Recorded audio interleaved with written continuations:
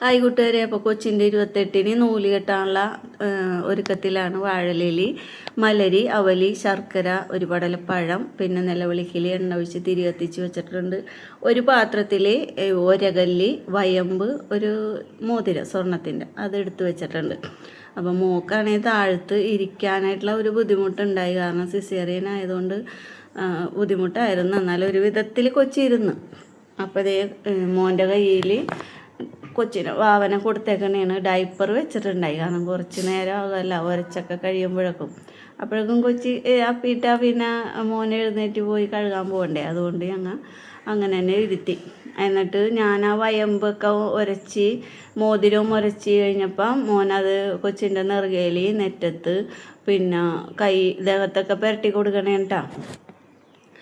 അപ്പോൾ ഞാൻ കഴിഞ്ഞ വീഡിയോയിൽ പറഞ്ഞിട്ടുണ്ടായിരുന്നു 28-ൻ്റെ വീഡിയോ ഇടാമെന്ന് പറഞ്ഞിട്ടുണ്ടായല്ല. ഇത് 24-ാം തീയതിയാണ് നമ്മൾ ചെയ്തത് എന്ന് പറഞ്ഞിട്ടുണ്ടായി. പക്ഷേ ഇത് വീഡിയോ എഡിറ്റ് ചെയ്ത് അപ്ലോഡ് ചെയ്യാനായിട്ടൊക്കെയുള്ള എനിക്ക് തിരക്കുകൊണ്ടേ മക്കളെ നോക്കിയിട്ട് സമയം കിട്ടണില്ല. അപ്പോൾ അതുകൊണ്ടാണ് വൈകിയത്. അപ്പോൾ ദേ കൊച്ചിൻ്റെ മറ്റേ ചവിട്ടിൽ വെച്ചിട്ട് ആദ്യം തന്നെ ദൈവത്തിൻ്റെ പേരാണല്ലോ പറയണം. അപ്പോൾ 2 ചവിട്ടിലും ദൈവത്തിൻ്റെ പേര് പറഞ്ഞ് അത് കഴിഞ്ഞ് കൊച്ചിൻ്റെ പേര് പറഞ്ഞു കേട്ടോ.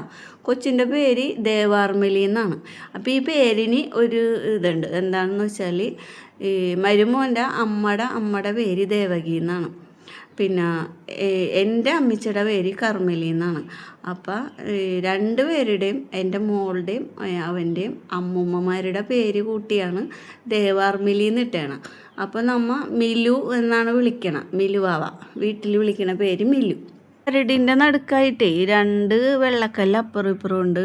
അതിൻ്റെ നടുക്ക് ചെറിയ നീളത്തിൽ 5 മുത്തുകളുണ്ട്. എന്ന് വെച്ചാൽ പഞ്ചലോകമാണ്.